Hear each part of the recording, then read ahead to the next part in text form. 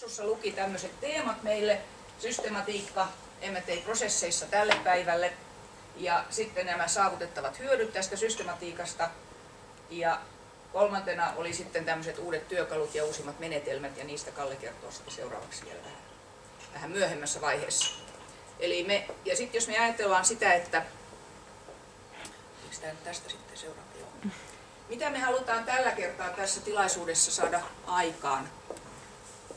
Ensinnäkin se oleellinen, mitä te olette jo aloittanut. Päivää, kuka olen, mistä firmasta, ja tutustuitte, ja huomasin, että tässäkin pöydässä ei tunnettu etukäteen kaikki ainakaan toisiansa.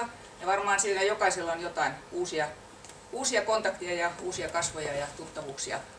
Ja tämä on ehkä sellainen ajatus, jota pikkusen Amerikasta saatu, jos ajatellaan, että mitä nyt sitten Borenius, PCA, Miraxo, erityyppiset yritykset tekee keskenään.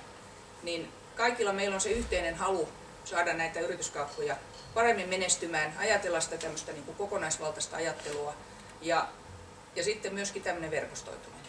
Ei pelkästään yritysten kesken, vaan myöskin sitten palveluntarjoajien ja asiantuntijoiden kesken.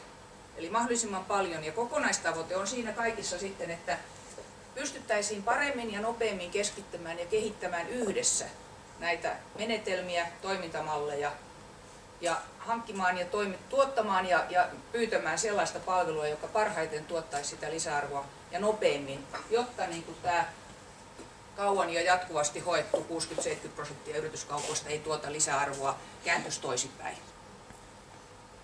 Ja tämmöistä esimerkiksi Amerikassa on ajateltu, että ne on yrittänyt niin kuin rakentaa tällaista verkostoa. Samoin Keski-Euroopassa yritykset on tehnyt yhä enemmän, ja sitä samaa me haluttaisiin nyt ruveta tekemään Suomessa. Mä oon tehnyt tämmöisen, me on mietitty monta kertaa, että miten tämä yrityskauppa, toiminta ja malli ja systematiikka, miten se kehittyy. Onko se case-kohtainen vai onko se tämmöinen kehitysprosessi, miten se kaikkiaan kehittyy. Ja piirtänyt sitten tämmöisen käppyrän, jossa lähdetään siitä, että ei ole yrityskauppakokemusta. Ja miten sitten yleensä, tämä on mielenkiintoinen keskusteluaihe tuossa vähän myöhemmin myöskin, että onko näin ja koetteko tämän tällaiseksi systeemiksi. Eli mitä enemmän on kokemusta, sitä enemmän siirrytään pelkästään tästä transaktiosta eli ostovaiheesta myöskin miettimään kokonaisvaltaisesti. Eli ei ole enää ostovaihe sinänsä, eikä erikseen integraatio, vaan että puhutaan kokonaisesta. Ehkä monet käyttää termiä jo tämmöinen M&A life cycle, eli mietitään strategian jälkeen, että miten se toteutetaan ja miten nämä kaikki vaiheet sulautuu mahdollisimman hyvin yhteen. Yhä enemmän niin kun lähdetään miettimään, että monella teistä on jo niin, että teillä on selkeät niin kun governance guidelineit, teillä on templateit, teillä on mallit, miten ostovaihe tapahtuu, miten tapahtuu integraatiovaihe ja miten tämä kokonaisuus hoidetaan, millä resursseilla, miten systemaattista. Mutta kaikilla ei ole sitä. Ja sitten tietysti on myöskin case-kohtaisia, että jos ollaan huutokaupassa, niin vaikka ideaalisti haluttaisiin saada hyvinkin paljon ja hyvin systemaattista tietoa, niin se ei vielä ole mahdollista.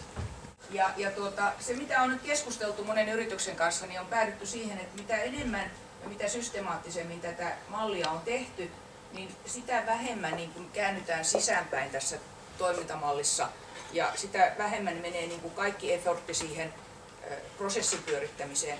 Sen sijaan päästään tekemään enemmän tätä synergiatavoitteellisuutta, johtamista, kulttuuria ja niin edelleen, tämän tyyppisiä asioita, joista sitten ainakin tutkimukset väittävät, että ne on niitä tekijöitä, joihin sitten loppujen lopuksi nämä kaatuu aika pitkälti. Tarvitaan prosessia, tarvitaan systematiikkaa, mutta sitten kuitenkin pitäisi jäädä aikaa siihen ihmisten motivointiin, synergiatavoitteluun, kulttuureihin, johtamiseen. Mutta se kaikki täytyy olla tehty niin helpoksi, että tähän jää aikaa. Ja yksi kysymys on se, että onko se vielä sitä, että onko paljon kehitettävää, miten voitaisiin saada tämä tehtyä niin paljon paremmaksi, että voidaan saada sitten nopeampaa tulosta. Ja sitten viimeinen asia, mitä tässä sitten halutaan vielä kertoa näistä uusista menetelmistä, on se, että ihan tässä viimeisen parin vuoden aikana, ainakin mun tämmöisen lähes kohta 30 vuoden ajan, jona on ollut näissä yrityskaupoissakin mukana tekemässä eri funktioissa, niin nyt vasta teknologia mahdollistaa, että voidaan tehdä järkevästi rakentaa näitä kokonaisuuksia. Mä olen ainakin 3 kertaa ollut erilaisissa projekteissa viimeisen 10 vuoden aikana, jossa on yritetty teknisesti löytää ratkaisuja, mutta sitä ei ole vielä voitu tehdä, ennen kuin nyt alkaa vasta teknologia mahdollistaa sen, jolla voidaan niin kuin työkaluja myöskin muuttaa sen sijaan, että käytetään MS-pohjaisia työkaluja ja Office-pohjaisia, niin ehkä sitten tämmöisiä kokonaisvaltaisia.